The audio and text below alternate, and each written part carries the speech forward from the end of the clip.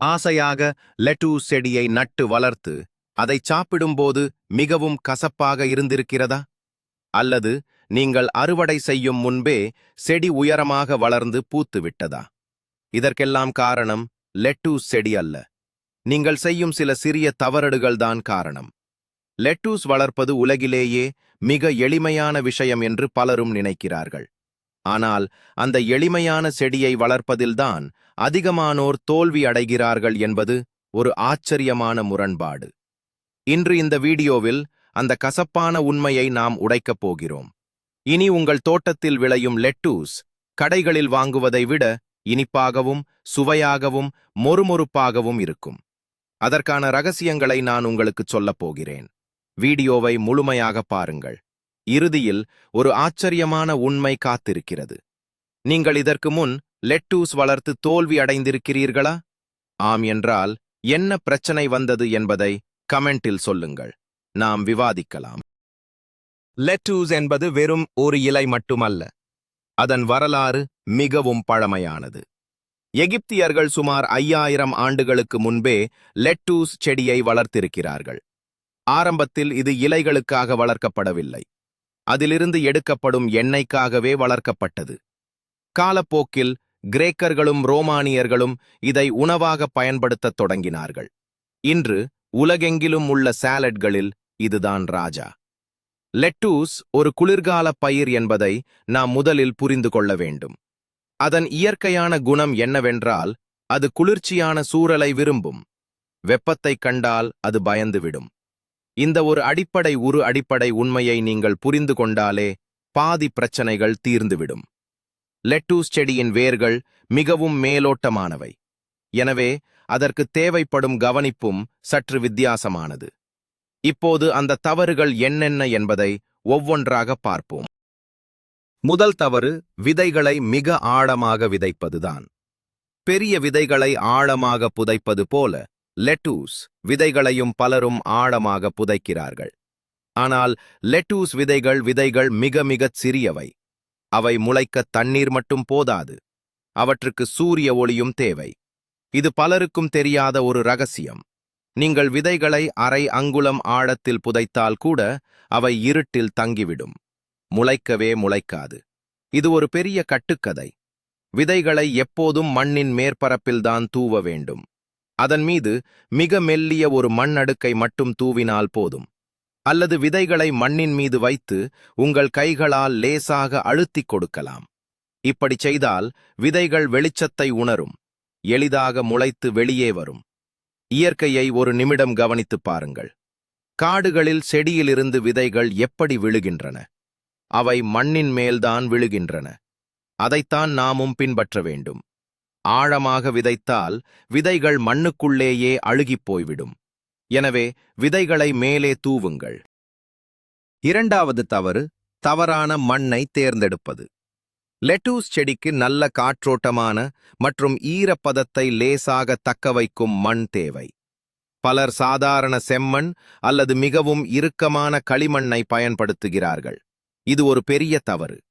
இறுக்கமான மண்ணில் தண்ணீர் தேங்கி நிற்கும். லெட்டூஸ் செடியின் வேர்கள் மிகச் சிறியவை மற்றும் மென்மையானவை. இறுக்கமான மண்ணில் அந்த வேர்களால் வளர முடியாது. மூச்சு திணறி செடி இறந்துவிடும். நீங்கள் பயன்படுத்தும் மண்ணில் கட்டாயம் மண்புழு உரம் அல்லது கொக்கோ பீட் கலந்திருக்க வேண்டும். கொக்கோ பீட் மண்ணை மென்மையாக வைத்திருக்கும். வேர்கள் எளிதாக ஊடுருவிச் செல்ல இது உதவும். ஒரு ஸ்பாஞ்ச் போல மண் இருக்க வேண்டும். தண்ணீர் ஊற்றினால் அது உடனடியாக கீழே இறங்கிவிட வேண்டும். ஆனால் மண் லேசான ஈரப்பதத்துடன் இருக்க வேண்டும்.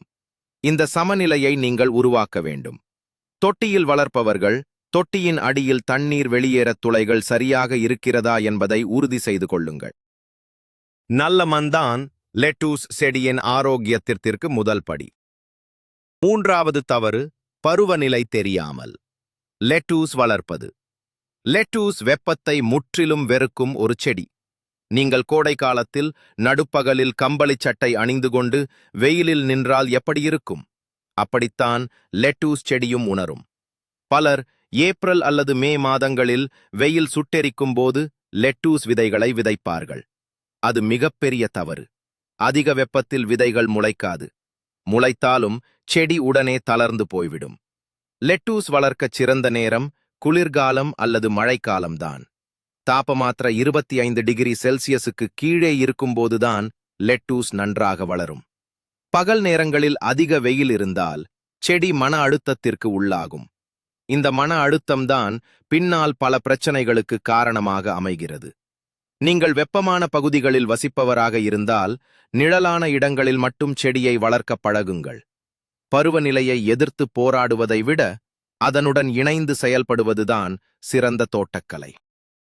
4வது தவறு, சூரிய ஒளியை தவறாக கையாள்வது. எல்லா செடிகளுக்கும் முழு சூரிய ஒளி தேவை என்ற ஒரு தவறான எண்ணம் இருக்கிறது. தக்காளி அல்லது கத்தரிக்காய் செடிகளுக்கு நேரடி வெயில் தேவைப்படலாம். ஆனால் லெட்டூஸ் அப்படி அல்ல. லெட்டூஸ் ஒரு மென்மையான இலை செடி.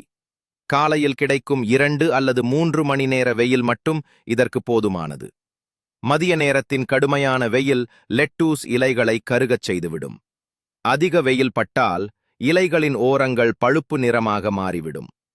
நீங்கள் செடிகளை திறந்த வெளியில் வைத்திருந்தால் மதிய நேரத்தில் ஒரு நிழல் வலையை பயன்படுத்துவது மிகவும் நல்லது. அல்லது பெரிய செடிகளுக்கு கீழே லெட்டூஸ் தொட்டிகளை வைக்கலாம். இது ஒரு சிறந்த யோசனை. தக்காளி செடிகளுக்கு கீழே லெட்டூஸ் வளர்ப்பது இயற்கையான நிழலை கொடுக்கும். அதிக வெயில் லெட்டூஸ் செடியை மிகச் சீக்கிரமாக முதிர்ச்சி அடையச் செய்துவிடும். மென்மையான இலைகள் வேண்டுமென்றால் அதை மென்மையான வெயிலில்தான் வைக்க வேண்டும்.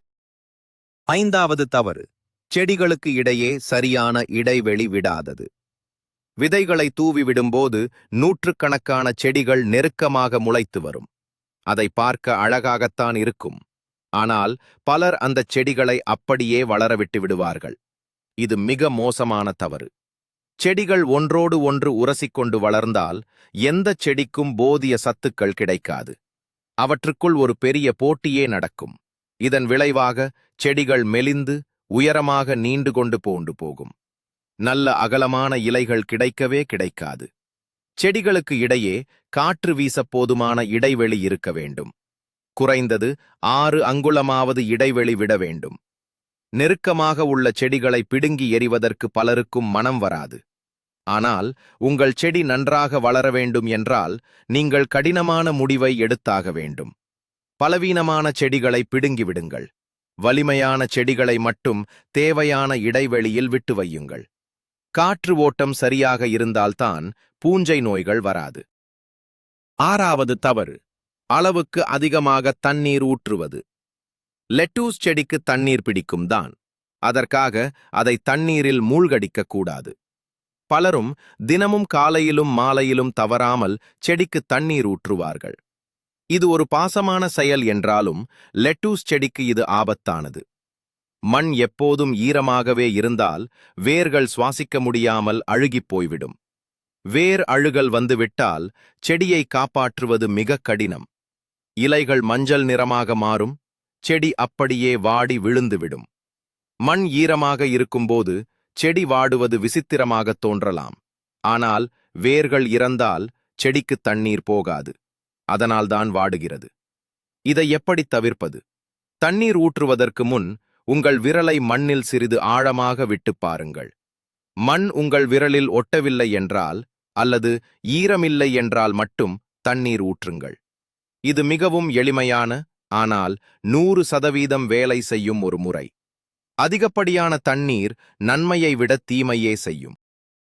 7வது தவறு, தேவையான அளவு தண்ணீர் கொடுக்காமல் இருப்பது. அதிக தண்ணீர் ஊற்றுவது எவ்வளவு தவறோ அதே அளவு தவறு தண்ணீர் ஊற்றாமல் இருப்பதும். லெட்டூஸ் செடியின் இலைகளில் 90% தண்ணீர்தான் உள்ளது. எனவே அதற்கு கொஞ்சம் தண்ணீர் குறையும் போது கூட இலைகள் உடனடியாக வாடத் தொடங்கும். மண் காய்ந்து வறண்டு போனால் செடி கடுமையான மன அழுத்தத்திற்கு உள்ளாகும். இந்த மன அழுத்தம்தான் லெட்டூஸ் இலைகளை கசப்பாக மாற்றும் முக்கிய காரணம். செடி தனக்கு ஆபத்து வந்துவிட்டது என்று நினைத்து சில ரசாயனங்களை உற்பத்தி செய்யும். அதுதான் கசப்புத்தன்மை. ஒரு நாள் தண்ணீர் ஊற்றுவதும் அடுத்த 3 நாட்கள் மறந்து விடுவதும் செடியை குழப்பிவிடும். செடி எப்போதும் ஈரப்பதத்தை தேடிக்கொண்டே இருக்கக்கூடாது.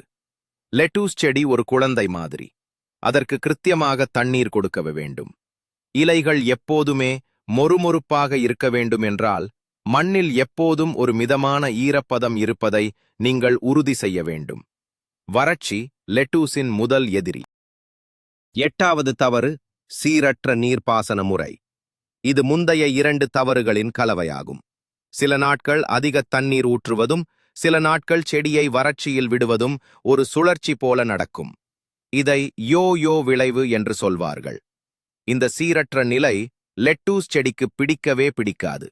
இதன் காரணமாக செடியின் இலைகள் தடிமனாக மாறிவிடும். இலைகளின் ஓரங்கள் சுருண்டு ஒரு மாதிரி கரடுமுரடாகத் தோன்றும். சாப்பிடும்போது அந்த இலைகள் சக்கையாக இருக்கும், சுவையே இருக்காது. இதை சமாளிக்க நீங்கள் ஒரு வழக்கத்தை ஏற்படுத்திக் கொள்ள வேண்டும். காலையில் தண்ணீர் ஊற்றுவது மிகவும் சிறந்தது. செடி நாள் முழுவதையும் எதிர்கொள்ள இது உதவும். உங்கள் தோட்டத்தில் ஒரு சிறிய அட்டவணையை பின்பற்றுங்கள். தினமும் லேசான ஈரப்பதம் இருப்பதை மட்டும் செக் பண்ணுங்கள். சீரான நீர்ப்பாசனம்தான் இனிப்பான லெட்டூஸ் பெறுவதற்கான மந்திரச்சாவி. செடிக்கு ஒரு நிலையான சூழல் தேவை என்பதை நீங்கள் எப்போதும் நினைவில் கொள்ள வேண்டும். 9வது தவறு, தண்ணீர் ஊற்றும் முறை. செடிக்கு தண்ணீர் ஊற்றுங்கள் என்று சொன்னால் பலர் குழாயை எடுத்து செடியின் மேலிருந்து மழையைப் போல தண்ணீர் அடிப்பார்கள்.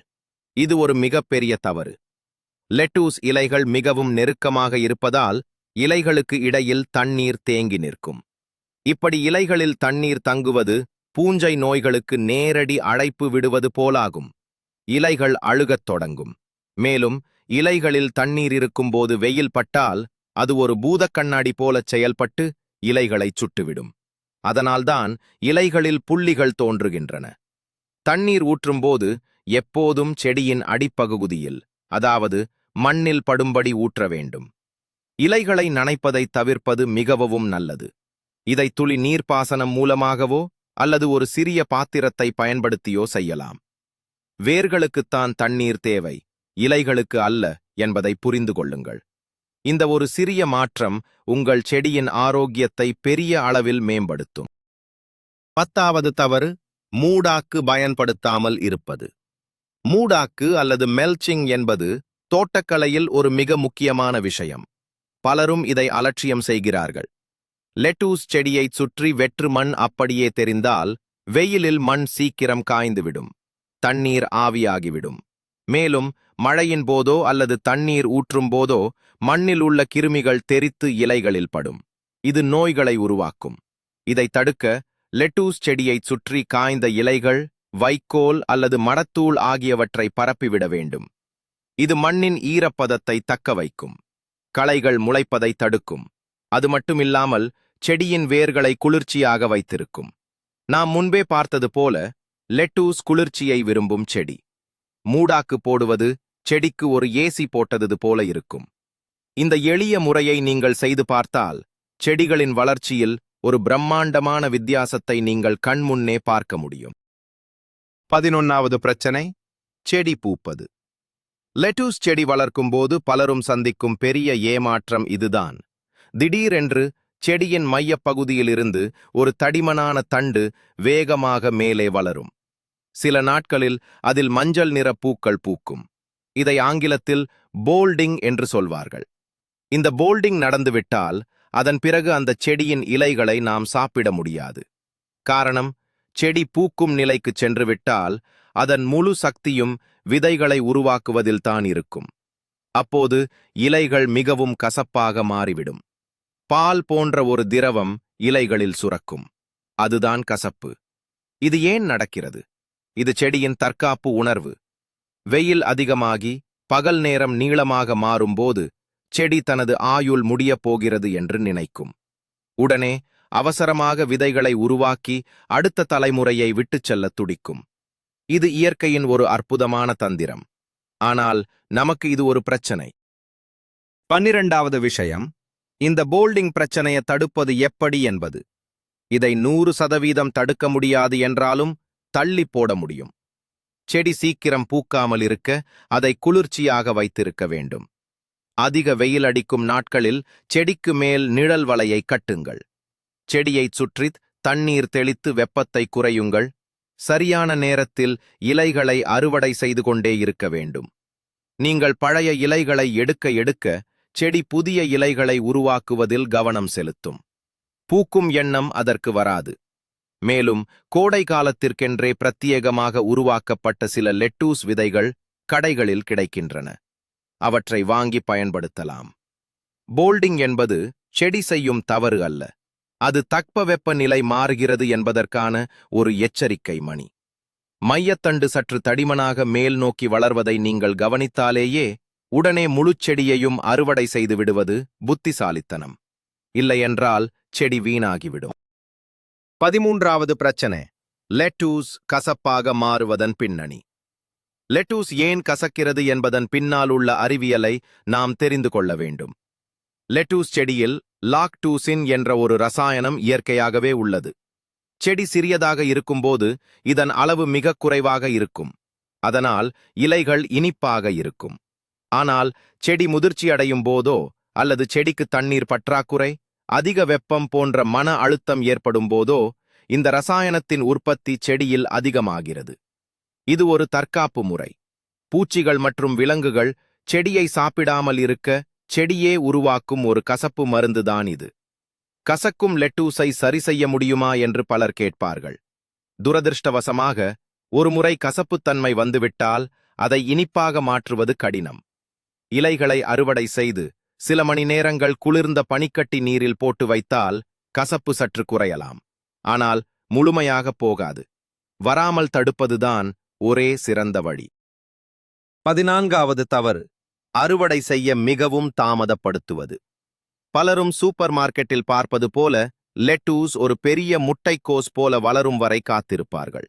இது ஒரு சாதாரண தவறு.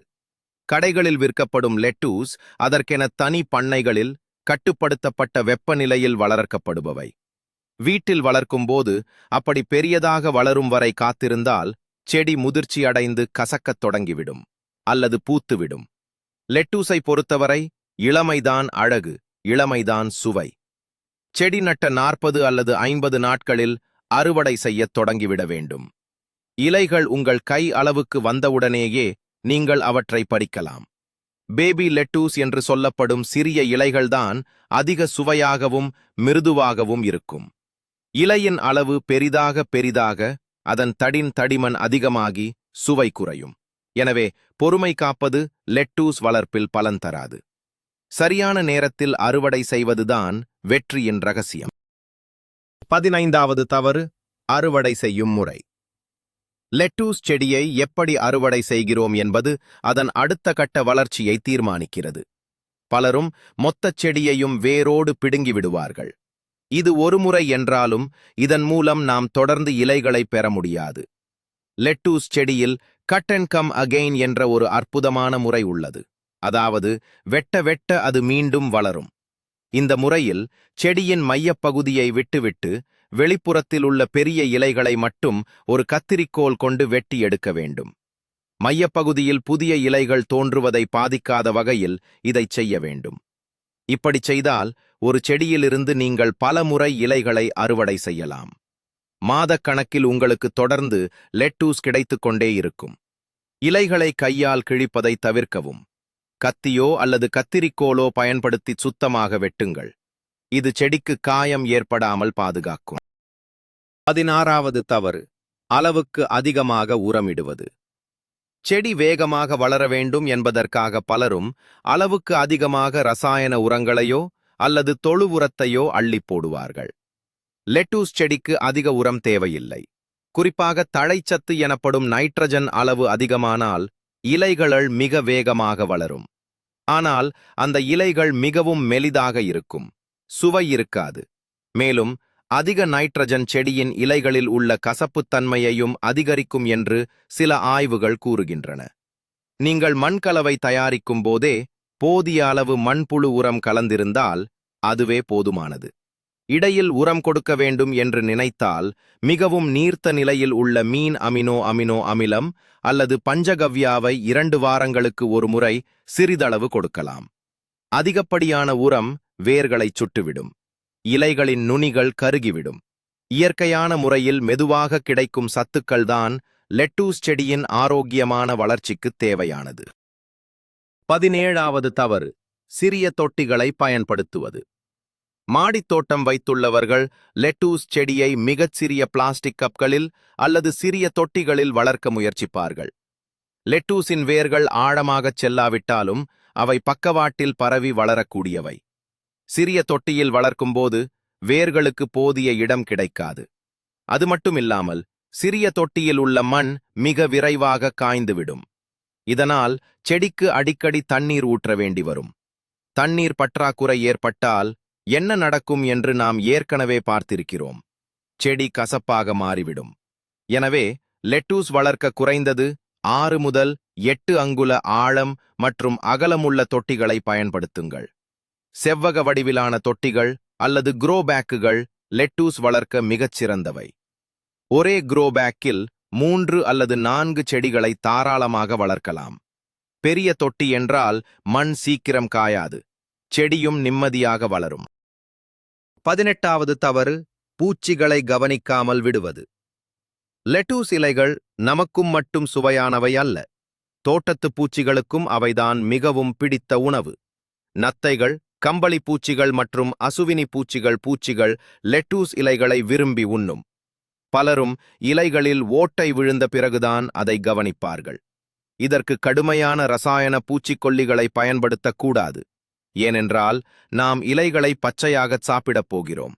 இதை கட்டுப்படுத்த இயற்கையான முறைகளே சிறந்தது. வேப்ப எண்ணெய் கரைசலை லேசாகத் தெளிக்கலாம். நத்தைகள் வராமல் இருக்க செடியைச் சுற்றி முட்டை ஓடுகளை நுணுக்கித் தூவி விடலாம். முட்டை ஓடுகளின் கூர்மையான விளிம்புகள் நத்தைகளை செடியின் பக்கம் வரவிடாமல் தடுக்கும். இலைகளின் அடிப்பகுதியை அடிக்கடி சரிபார்க்க வேண்டும். ஆரம்பத்திலேயே பூச்சிகளை கண்டுபிடித்துவிட்டால் அவற்றை கையாலேயே அப்புறப்படுத்திவிடலாம். சுத்தமான பராமரிப்புதான் பூச்சிகளை தடுக்கும் சிறந்த வழி. 19வது தவறு, லெட்டூஸ் செடியுடன் சேர்த்து வளர்க்கக்கூடாத செடிகளை வளர்ப்பது. தோட்டக்கலையில் கம்பானியன் பிளான்டிங் என்ற ஒரு முறை உள்ளது, அதாவது நண்பன் செடிகள். சில செடிகளை ஒன்றாக வளர்க்கும்போது அவை ஒன்றுக்கொன்று உதவி செய்யும். ஆனால் சில செடிகள் எதிரிகளாக மாறும். லெட்டூஸ் செடிக்கு அருகில் முட்டைக்கோஸ், காலிஃப்ளவர் அல்லது புரோக்கோலி போன்ற செடிகளை வளர்க்கக்கூடாது. இவை இரண்டும் ஒரே வகையான சத்துக்களை மண்ணிலிருந்து உறிஞ்சும். இதனால் லெட்டூஸ் செடிக்கு போதிய உணவு கிடைக்காது. லெட்டூஸ் செடிக்கு மிகச்சிறந்த நண்பன் தக்காளி மற்றும் கேரட். தக்காளி செடி வளரும்போது அது லெட்டூஸுக்கு நிழலை கொடுக்கும். கேரட் மண்ணுக்குள் வளரும், லெட்டூஸ் மேலே வளரும். எனவே இவை இரண்டுக்கும் எந்த போட்டியும் இருக்காது. சரியான செடிகளை அருகருகே வளர்ப்பது உங்கள் தோட்டத்தில் ஒரு மினியேச்சர் காடு போன்ற ஒரு சிறந்த சுற்றுச்சூழல் அமைப்பை உருவாக்கும். இது செடிகளின் ஆரோக்கியத்தை மேம்படுத்தும். 20வது மற்றும் மிக முக்கியமான தவறு, சுழற்சி முறையில் நடவு செய்யாதது. இதை சக்செஷன் பிளான்டிங் என்று சொல்வார்கள். பலரும் ஒரு பாக்கெட் விதைகளை அப்படியே ஒரே நாளில் விதைத்து விடுவார்கள். அவை அனைத்தும் ஒரே நேரத்தில் வளர்ந்து அறுவடைக்கு வரும். அந்த ஒரு வாரம் நீங்கள் தினமும் லெட்டூஸ் சாப்பிட வேண்டி வரும். அதன் பிறகு உங்கள் தோட்டத்தில் லெட்டூஸ் இருக்காது. இதை தவிர்க்க விதைகளை பிரித்து வைத்துக் கொள்ளுங்கள். முதல் வாரம் சில விதைகளை விதையுங்கள். 2 வாரங்கள் கழித்து மீண்டும் சில விதைகளை விதையுங்கள். இப்படி 2 வாரங்களுக்கு ஒரு முறை கொஞ்சம் கொஞ்சமாக விதைத்துக் கொண்டே இருந்தால் உங்களுக்கு வருடம் முழுவதும் அல்லது அந்த பருவம் முழுவதும் தொடர்ந்து லெட்டூஸ் கிடைத்துக் கொண்டே இருக்கும். ஒன்று அறுவடைக்கு வரும்போது மற்றொன்று வளரத் தொடங்கும். இது ஒரு தொடர் சங்கிலி போலச் செயல்படும். இந்த தந்திரத்தை பயன்படுத்தினால் நீங்கள் ஒரு வெற்றிகரமான தோட்டக்காரராக மாறிவிடலாம். இனி உங்கள் தட்டுகளில் எப்போதும் புதிய லெட்டூஸ் இருக்கும். ஆகவே நண்பர்களே, லெட்டூஸ் வளர்ப்பு என்பது ஒரு பெரிய கம்பசூத்திரம் அல்ல, அது மிக எளிதான ஒரு கலைதான்.